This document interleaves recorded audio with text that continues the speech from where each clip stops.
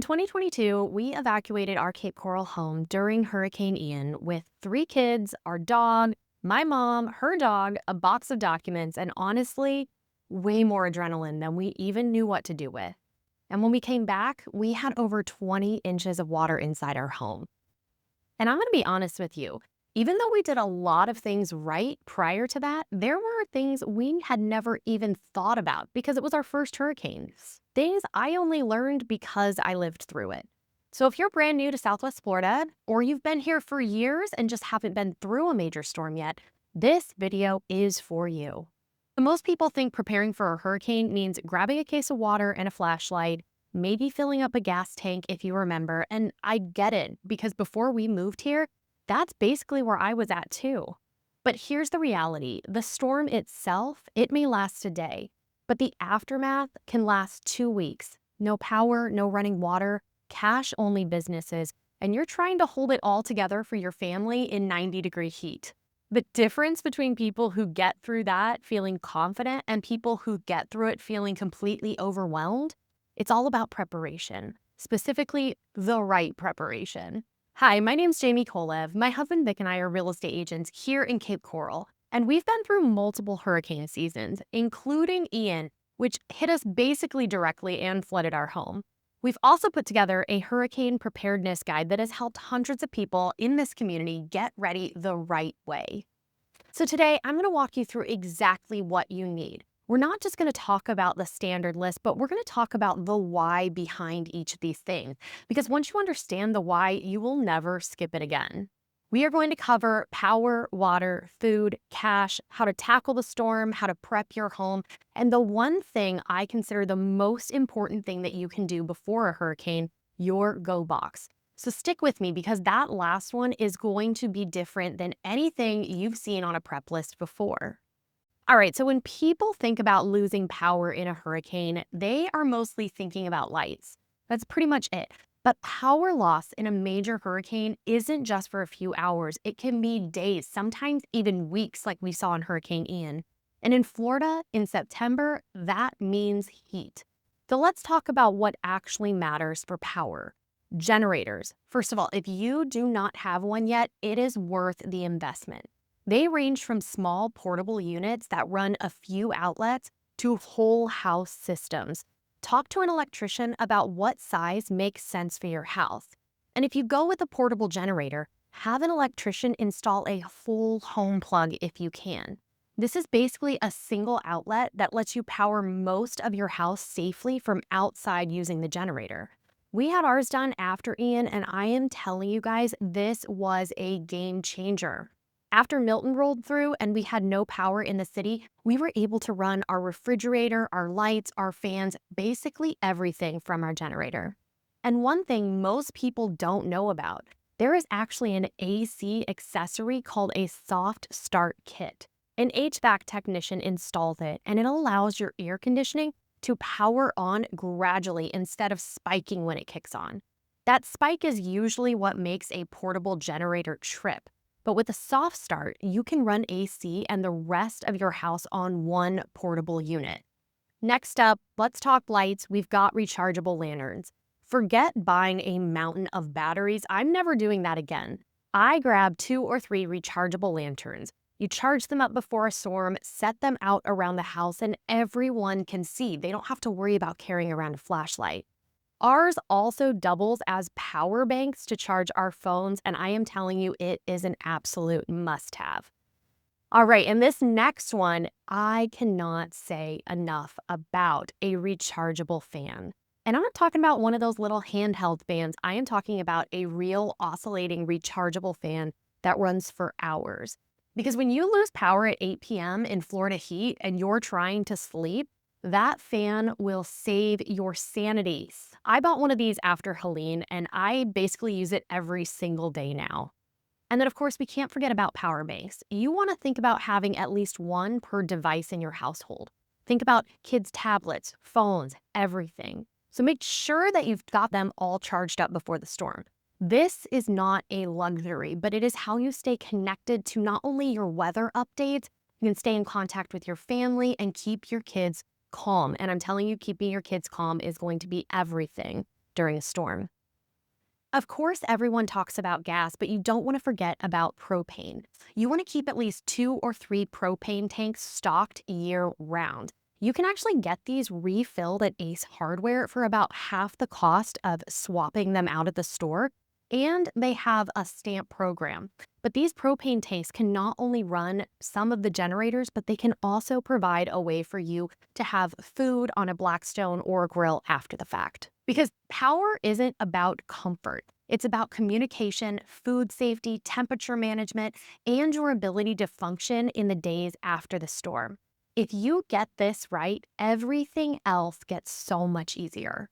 All right, that covers the power side. Now let's talk about water, because they always suggest 1 gallon per day per person, and that math seems way off to most people. But here's what nobody explains. Drinking is actually the smallest part of the equation. I want you to think about everything you actually use water for.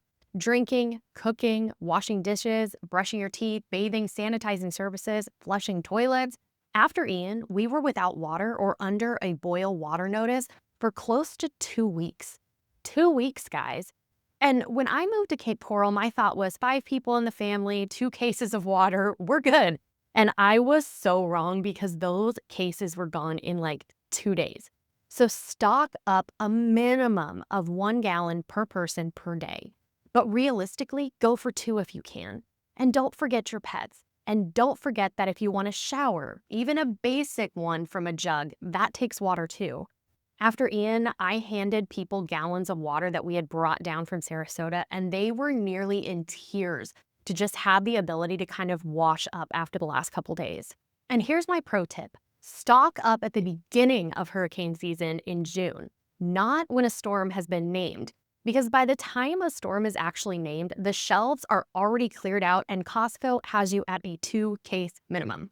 Water is the thing that affects every basic function of life, so stock it up early, stock more than you think of it, and remember, it isn't just for drinking. All right, we have power and water squared away. Let's talk food. And specifically why a freezer full of burritos that I thought was going to be genius is not a hurricane plan. Because food prep sounds simple until you realize that everything you normally eat requires either power to cook it or refrigeration to keep it. And hurricane prep forces you to rethink your entire kitchen. So the first rule of hurricane food: if you can't eat it cold or cook it without power, it doesn't count as hurricane supply. And I learned this after packing our fridge with frozen burritos for our first real hurricane prep.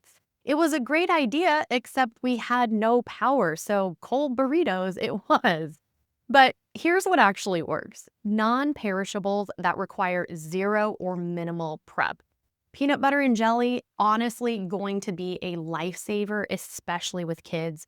Canned goods, but make sure you have a manual can opener, not an electric one, because no electricity. Tuna, protein bars, granola, crackers, rice, pasta. If you have a way to boil that water with your grill, then these are great. And speaking of cooking, if you're planning to make anything that requires heat, confirm your method before the storm hits. So if you're grilling with propane, using a camping stove, or a generator-powered electric stove, have the fuel ready and on hand. Formula, if you have an infant, we saw low supplies of that after Hurricane Ian as well. And don't forget your dog food. And if you keep it in the garage on the floor like we do, make sure you bring that in before the storm, because your garages are susceptible to that water coming in. The goal with food isn't gourmet during these times, it is functional. So don't try to get too creative. Stock what you can actually eat without thinking about it, and make sure you have the tools to prepare anything that needs cooking. And by the way, if this is a lot of information and you want a complete checklist for everything that we're talking about, including a full supply list and what to put in your go box, we've put together a free hurricane preparedness guide that covers all of this. The link is in the description. You can find it at thekolevgroup.com/hurricane. It is free and it is thorough, and it's built from real experience. Plus, it actually has clickable checklists to save you time. Now, here's the one that catches almost everyone off guard, and it definitely caught us off guard too. Both Vic and I used to work from the bank, and we used to carry cash around all the time. It just seemed to be something that we have. But since then, we never have cash. Everything these days is tap to pay or Apple Pay, and then most of us don't even keep much gas in our car beyond a quarter tank. And both of those habits become a real problem after a hurricane. After Ian, we had barely any businesses operating for the first week or two, and the ones that were open, they were cash only. Power was out everywhere, so card readers aren't working without power, and if you haven't prepared, you're stuck. Luckily, I had grabbed a stash of cash when we evacuated for Ian. Honestly, I don't even know what possessed me to do it, but I am so grateful for it. Because I remember the first restaurant that opened back up after the storm. It was a local spot called The Deck. If you haven't heard of it, go check it out. And they had somebody bring down generators to allow them to cook. We finally got to have our first hot meal tacos after weeks, and I cannot even describe what that felt like after days of peanut butter sandwiches, cold chicken, and canned food. And we could pay for it because we had cash. And here's a pro tip: keep small bills, because after a disaster, making change is hard. So have a mix of 20s, 10s, 5s, and 1s. Now, when it comes to gas, make sure you fill your car's gas tank as soon as the storm is on the radar. Do not wait, because gas stations run out fast and the lines before a storm are extremely long. Also, I suggest you keep a couple of gas cans stored in your garage so you have backup fuel for not only your car and your generator, and fill those early too. I know that talking about things like cash and fuel aren't glamorous, but they are going to be what is going to keep you moving, fed, and functional in the days after the storm, when the normal systems that we're so used to are down. This is the preparation most people skip until the last minute because it feels unnecessary, until it isn't. All right, supplies are one side of preparation. The other side is information. Knowing when to act, where you stand, and who to trust. So we're going to cover a little bit of that now. One of the biggest mistakes people make is waiting until a storm is named, or worse, until the warnings are issued to start paying attention. By then, shelves are empty and decisions are rushed at best. So my suggestion, start early. As soon as a tropical disturbance forms in the Atlantic or in the Gulf, start checking updates daily. Once it looks like it could affect Florida, start checking morning and night. The National Hurricane Center issues full updates every 6 hours at 5 a.m., 11 a.m., 5 p.m., and 11 p.m. Eastern Time. And then when watches or warnings are active, they add updates every 3 hours. So outside of the National Hurricane Center, we also have local meteorologists that we follow. I like them because they put up more often updates and more very local specific updates. So we have a few that I would suggest if you don't have one. First, we have Trent Eric. He used to be at Fox 4 and is now with Wink, and he is incredible. He's calm, clear, and always accurate for our area. Next up, you have Matt Devitt, who used to be a part of Wink News, but is now doing his own thing. And finally, my favorite is Mike's weather page. He is unmatched. And if you're someone who likes to check constantly like me, he has real-time model maps, video updates, and he never stops posting. Funny story, in Milton, the biggest thing that caused me stress was the fact that my Facebook and Instagram was down and I could not check Mike's weather page religiously like I love to do. In addition to that, you also want to sign up for alerts. In Lee County, you can go to leealert.org. In Collier County, you can go to alertcollier.net. And in Charlotte County, you can go to alertcharlotte.com. You want to do this now, not when the storm is coming. That way, you get local alerts from the city. And definitely don't wait till the last minute to know your evacuation zone. Not everyone in Cape Coral has the same risk level. Zones run A through E, with A being the highest risk and usually the first to be ordered to evacuate. You can look up your zone on leegov.com/hurricane. And I've also included a Lee County zone map in our free guide so you can know exactly where you fall. And if an evacuation order is issued for your zone, leave. Don't wait to see how bad it gets. Leave early before the traffic hits and before conditions deteriorate. Information is what lets you make good decisions, and the earlier you have it, the more options you have. Following the right sources and knowing your zone takes just 5 minutes to set up and gives you a real head start. Now that you know how to track the storm, let's talk about what you do to your actual home before it arrives. Because your home prep can make a significant difference in damage. And it also affects how quickly you can return and recover if you do evacuate.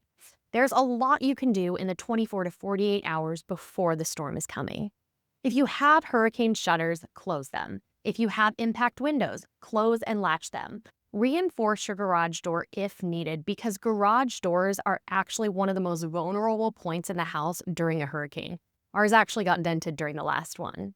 And then seal gaps around those doors and windows to prevent any additional water from coming in. When it comes to your systems, go ahead and turn off your sprinkler system, secure your pool pump, test your generator before the storm, not during it, and make sure it's positioned outside away from windows. And definitely double check that propane.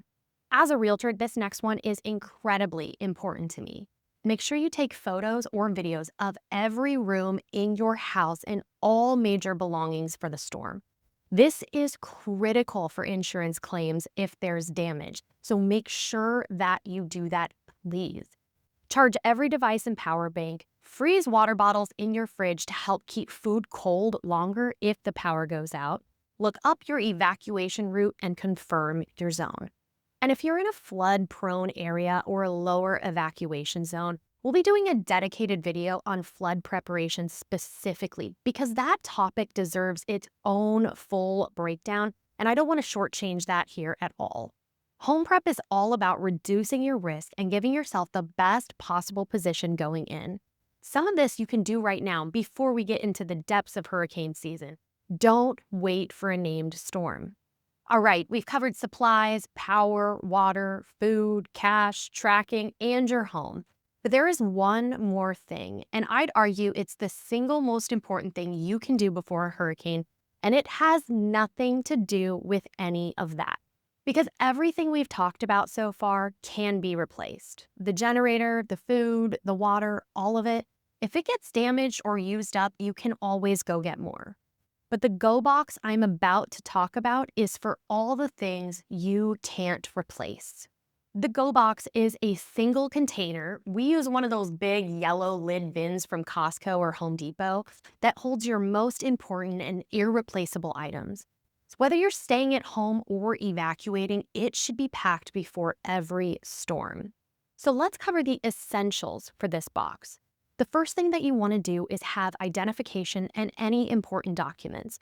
So think passports, birth certificates, social security cards, insurance documents, wills, medical records.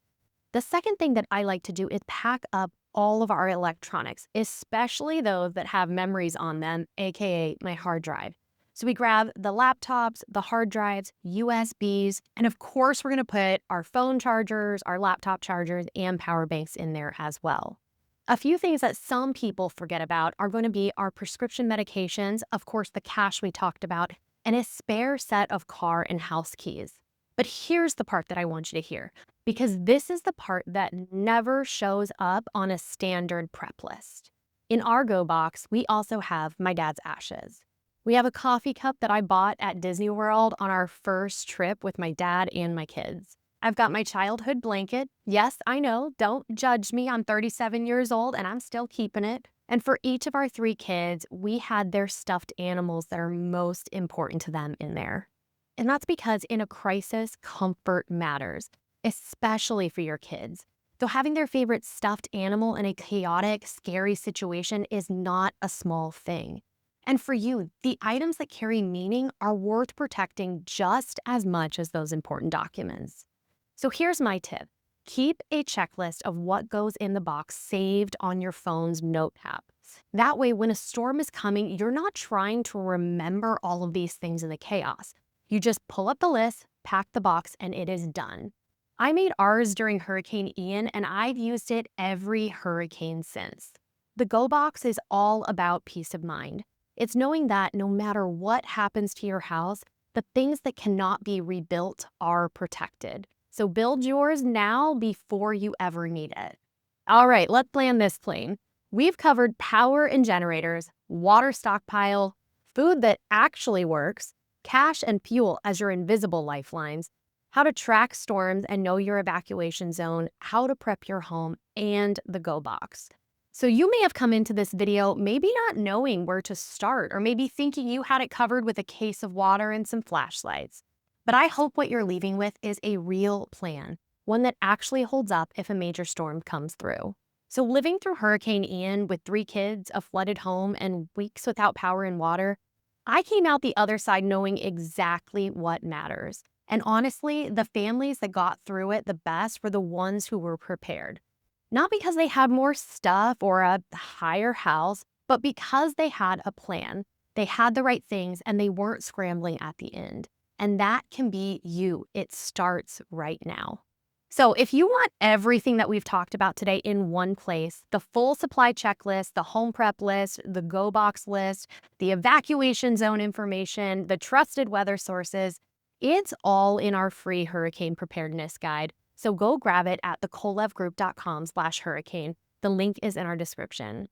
And if you want to make your hurricane preparation shopping even easier, I've put together an Amazon storefront with everything on the list. You can literally just hit add to cart. The link is in the description as well. And if you found this video because you're newer to Southwest Florida, or maybe you're considering a move and you want the full picture of this market, the neighborhood's day-to-day life, I have a ton of content on this channel. Subscribe and you'll never have to wonder if you're getting the full story. I'm Jamie Kolev with the Kolev Group at Premier Plus Realty here in Cape Coral. We're your neighbors, we've been through this, and we want you to be ready. We'll see you in the next one.